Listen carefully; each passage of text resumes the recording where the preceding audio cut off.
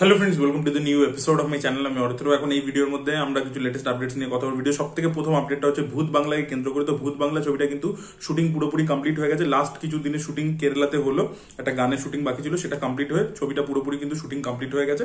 এবার post production ইত্যাদি কাজ হবে। এবং ভূত বাংলা সেটেই কিন্তু অমিত রায়, যিনি হচ্ছেন OMG2 ডিরেক্ট করেছিলেন, তিনি পৌঁছেছিলেন এবং তিনি অক্ষয় কুমারের সাথে একটা বড়সড় মিটিং করেন এবং সেখানে মাল্টিপল স্টোরি আইডিয়াস তিনি অক্ষয় কুমারকে পিচ করেন।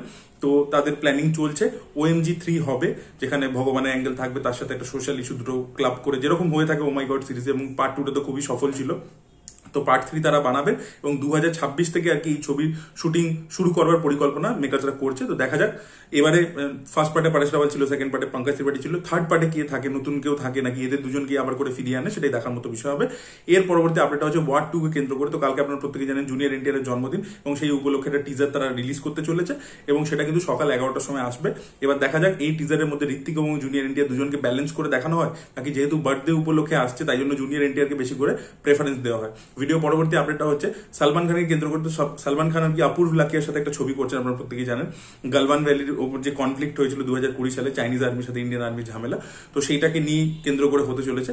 শোনা যাচ্ছে এখানে সালমান খান বাদেও কিন্তু 3জন আরো ইয়াং অ্যাক্টার্সকে কাস্ট করা হবে। বেসিক্যালি এটা একটা বইয়ের ওপর বেস, মোস্ট ফিয়ারলেস 3 বলে একটি বই রয়েছে, যে বইটার উপর বেস করে এই ছবিটা হতে চলেছে।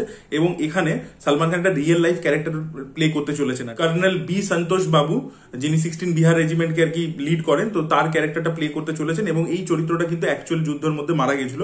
এবার দেখা যাক ছবির মধ্যে তাহলে সালমান খানের ক্যারেক্টারটা লাস্টে শহীদ হয়ে যাবে, সেরকমই আর কি দেখাবে হয়তো। তো দেখা যাক আর কি ছবিটা কিরকম হয়। গল্প ইত্যাদি টপিক তো খুবই রেলিভেন্ট এবং সেটার উপরই বেস করে হচ্ছে। দেখা যাক ছবিটা ওভারঅল এমনি প্রেজেন্টেশন কিরকম হয়। ভিডিও পরবর্তী আপডেটটা হচ্ছে আল্লু অর্জুন এবং অ্যাটলির ছবি AA22 A6 কে কেন্দ্র করে। তো এই ছবির মধ্যে শোনা যাচ্ছে আল্লু অর্জুনকে কিন্তু ট্রিপল রোলে আমরা দেখতে পেতে চলেছি। ইয়েস, 3টে রোলে তাকে দেখতে পাওয়া যাবে। এবং আরো একটা মজার আপডেট হচ্ছে যে এখানে একটা যে ক্যারেক্টার সেটা পুরোপুরি অ্যানিমেটেড ক্যারেক্টার হবে। আল্লু অর্জুনের এই ট্রিপল রোলের মধ্যে একটা ক্যারেক্টার পুরোপুরি অ্যানিমেটেড ক্যারেক্টার হবে এবং এটা ফার্স্ট টাইম হবে যে তেলেগু সিনেমাতে কোনো hero full fledged animated character play করবে এবং সেটা গোটা ছবি জুড়ে থাকবে। এরকমই আপডেট উঠে আসছে। তো দেখা যাক মানে অ্যাকচুয়ালিতে কি তৈরি করছে সেটাই দেখার মতো বিষয়। এই আপডেটগুলো যত আসছে তত বেশি এক্সাইটমেন্ট বেড়ে যাচ্ছে। এর পরবর্তী আপডেটটা আগে অ্যাটলিকে কেন্দ্র করে। তো শোনা যাচ্ছে যে অ্যাটলি এবং ঋত্বিক রোশনের নাকি মিটিংস ইত্যাদি হয়েছিল বেবি জন রিলিজ করার আগে এবং সেই সময় ঋত্বিক যেহেতু ক্রিশ 4 নিয়ে ব্যস্ত ছিল এবং অ্যাটলিরও এই ছবিটা ছিল, তো সেই জন্য তারা কোলাবোরেট করতে পারেনি। বাট তারা মানে ডিসাইড করেছে যে তারা টাচে থাকবে এবং ফিউচারে তারা কোনো প্রজেক্টে একসাথে কাজ করবে অবশ্যই, সেরকমই আর কি আপডেট উঠে আসছে। পরবর্তী আপডেটটা হচ্ছে বিজয়ের আপকামিং ছবি জননায়ককে কেন্দ্র করে যে ছবিটা ডিরেক্ট করছেন H বিনোদ। তো এই ছবিটা প্রথমে শোনা গেছিল যে নন্দমুরি বালাকৃষ্ণের যে ছবি সুপারহিট ছবি ভগবন্ত কেসরি, যেটা অনিল রাভিপুরি ডিরেক্ট করেছিল, সেটার অফিসিয়াল রিমেক হতে চলেছে। বাট শোনা যাচ্ছে জননায়কের যে টিম তারা রিমেক রাইটস কিনেছে, বাট ছবিটা আর কি রিমেক হবে না। আবার আপনাদেরকে বুঝিয়ে বলি, ব্যাপারটা হচ্ছে ওই ছবিটার মধ্যে ভগবন্ত কেসরি ছবিটার মধ্যে দেখবেন একটা সিন ছিল, একটা স্কুলের মধ্যে বালেয়া যায় এবং সেখানে একটা গুড টাচ ব্যাড টাচের ব্যাপারে একটা বাচ্চাকে বলে। প্রথমে থানা থেকে শুরু হয় সিনটা এবং তারপরে followed by the school scene. তো এই পুরো সিনটা ছিল আর কি। তো সেই সিনটা বিজয় যখন এই ছবিটা দেখে, বিজয়ের ওই সিনটা পার্টিকুলারলি খুব ভালো লাগে এবং সে ঠিক করেছে যে ওই সিনটাকে সে নিজের ছবি জননায়কের মধ্যে ইউজ করবে, বাট যাতে পরবর্তীকালে কেউ কপি না বলে বা কোনো রকমের লিগাল ইস্যুজ না আসে, তাই জন্য তারা ভগবন্ত কেসরি ছবিটার পুরো রাইটসটাই কিনে নিয়েছে। বাট তারা পুরো ছবিটা রিমেক করছে না, জাস্ট পার্টিকুলারলি ওই যে সিনটা আছে সেটাকে তারা ছবির মধ্যে গল্পের মধ্যে ব্যবহার করতে চায়। পরবর্তী আপডেট হচ্ছে প্রভাসের আপকামিং ছবি ফৌজিকে কেন্দ্র করে। তো 20th মে থেকে এর পরবর্তী শিডিউল শুরু হচ্ছে। এটা সব থেকে বড় শিডিউল হতে চলেছে, 40 দিনের হবে, রামোজি ফিল্ম সিটিতে শুট হবে এবং প্রভাস জয়েন করবে হচ্ছে May 26 থেকে। এবং এই শিডিউলটা হলে কিন্তু ফৌজি শুটিং পুরোপুরি কমপ্লিট হয়ে যাবে, এরকম একটা আপডেট উঠে। ভিডিও পরবর্তী আপডেটটা হচ্ছে দাদা সাহেব ফালকের বায়োপিককে কেন্দ্র করে। তো আপনারা কদিন আগে আপনাদেরকে বলেছিলাম যে আমির খান এবং রাজকুমার হিরানির যে ছবিটা করছেন সেটা দাদা সাহেব ফালকের বায়োপিক। আবার অন্যদিকে SS রাজামৌলি একটা ছবির সাথে ক্রিয়েটিভলি ইনভলভ, তার ছেলে সেটার সাথে যুক্ত আছেন জুনিয়র এনটিআর নিয়ে, তারাও দাদা সাহেব ফালকের বায়োপিক বানাবে। তো এরকম একটা আপডেট উঠে এসেছিল। এবার শোনা যাচ্ছে যে দাদা সাহেব ফালকের যিনি নাতি তিনি বলেছেন যে আমির খান এবং রাজকুমার হিরানির যে ছবিটা সেটা নিয়ে রাজকুমার হিরানি বহু বছর ধরে রিসার্চ করছে, তাদের সাথে দেখা করেছেন, মাল্টিপল মিটিংস করেছেন, তাদের থেকে প্রচুর ইন্টারভিউজ করেছেন, জেনেছেন অনেক কিছু তার দাদুর ব্যাপারে। বাট অন্যদিকে SS রাজামৌলি তিনি শুনেছেন যে SS রাজামৌলিও তার দাদুকে নিয়ে ছবি বানাচ্ছেন, বাট SS রাজামৌলি কিন্তু তাদেরকে কোনো ইনফর্মও করেনি, কিছুই করেনি। এটা বলে তিনি নিজের কনসার্ন জানিয়েছেন যে আমাদের কি ফ্যামিলিকে কি জানানো উচিত নয় যে তিনি ওনাকে নিয়ে একটা ছবি করছেন। তো এটা আর কি উনি বলেছেন পাবলিক প্ল্যাটফর্ম। পরবর্তী আপডেট হচ্ছে টম ক্রুজকে কেন্দ্র করে। তো টম ক্রুজ জানিয়েছেন একটা ইন্টারভিউতে যে টপ গান পার্ট 3 3 এবং ডেজ অফ থান্ডার পার্ট 2 এই দুটো মানে সিকুয়েল নিয়ে আর কি তিনি নিজের রাইটার্সদের সাথে কাজকর্ম করছেন। খুব শীঘ্রই আমরা এই সিকুয়েল গুলো দেখতে পেতে চলেছি। তো দেখা যাক এই আমাদের ডেজ অফ থান্ডার তো অনেকদিন আগে এসেছিল, তারপরে তার সিকুয়েলটা কিরকম হয় সেটা দেখার মতো বিষয় হবে। এবং আজকের দিনে হলে এদিকে Brad Pitt already formula F1 করছে, এদিকে যদি আবার টম ক্রুজ রেসিং এ ফিরে আসে সেটা দেখতে তো আমি এক্সাইটেড হব। পরবর্তী আপডেট হচ্ছে শ্রদ্ধা কাপুরকে কেন্দ্র করে। তো আপনাদেরকে একটা আপডেট দিয়েছিলাম অনেকদিন আগে, রাহি অনিল বাড়ু একটা ছবি করবেন যেটা প্রডিউস করছিল একতা কাপুর, এবং সেই ছবির মধ্যে আমরা শ্রদ্ধা কাপুরকে দেখতে পেতে চলেছি।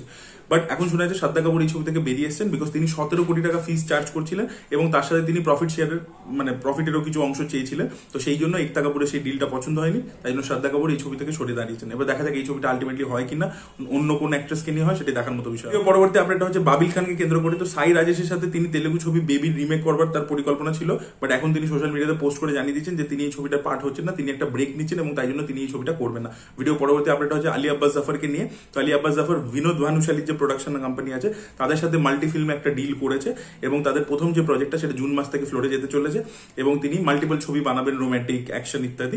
দেখা যাক এই ছবিগুলো কিরকম হয়। আপডেট হচ্ছে লাহোর 1947 কে কেন্দ্র করে। তো এই ছবিটার কিছু পোর্শনসকে রিশুট করা হবে, স্ক্রিপ্টে কিছু চেঞ্জেস করা হচ্ছে যাতে এই মুহূর্তে দেশের যা সেন্টিমেন্ট আছে সেটাকে কোনোভাবে যাতে আঘাত না করে ছবিটা, সেরকম পরিকল্পনা চলছে। এবং সানি দেওল চাইছেন যে প্রথমে বর্ডার 2 ছবিটা মুক্তি পাক পরের বছর রিপাবলিক ডেতে, এবং তার পরবর্তীতে তিনি লাহোর 1947 যে 10 দিনে প্যাড শুট বাকি আছে সেগুলো তার পরবর্তীতে তিনি শেষ করবেন এবং ছবিটা নেক্সট ইয়ার যাতে তিনি নিয়ে আসতে পারেন, এরকমই মেকার্সদের প্ল্যানিং রয়েছে। ভিডিও পরবর্তী আপডেটটা হচ্ছে গেম অফ থ্রোনস এর prequel knight of seven kingdoms কে কেন্দ্র করে। তো এটা 2025 শেষের দিকে আসার কথা ছিল, বাট এখন মেকার্সরা এটাকে 1 বছর পিছিয়ে দিয়েছে, 2026 সালে এটা রিলিজ করতে চলেছে। ভিডিও পরবর্তী আপডেটটা হচ্ছে দোস্তানা 2 কে কেন্দ্র করে। তো লক্ষ্য লালবানি এবং বিক্রান্ত মাসিক এই ছবির মধ্যে আমরা দেখতে পেতে চলেছি। এটা কিন্তু ডাইরেক্টলি ওটিটিতে রিলিজ করবে এবং জানুয়ারি 2026 থেকে মেকার্সদের প্ল্যান আছে শুট করবার, এবং এই ছবির মাধ্যমে কিন্তু একজন নতুন অ্যাক্ট্রেসকে ধর্ম প্রোডাকশন আবার লঞ্চ করতে চলেছে। এবার দেখা যাক সে নেপো কিড হয় নাকি আউটসাইডার হয় সেটা দেখার মতো বিষয়। পরবর্তীতে আমরা কথা বলেছি ব্রহ্মার্জুনের একটা গান নিয়ে, যেটা নাম হচ্ছে বিদায়ের গান বলে। এটা একটা স্যাড সং এবং ব্রহ্মার্জুন ছবিটাকে নিয়ে কিন্তু ডিসেন্ট লেভেলে একটা ভালো হাইপও রয়েছে। কিন্তু আপনারা যদি বুক মাই শো খুলে দেখেন সেখানে যথেষ্ট ইন্টারেস্ট রয়েছে ছবিটাকে নিয়ে,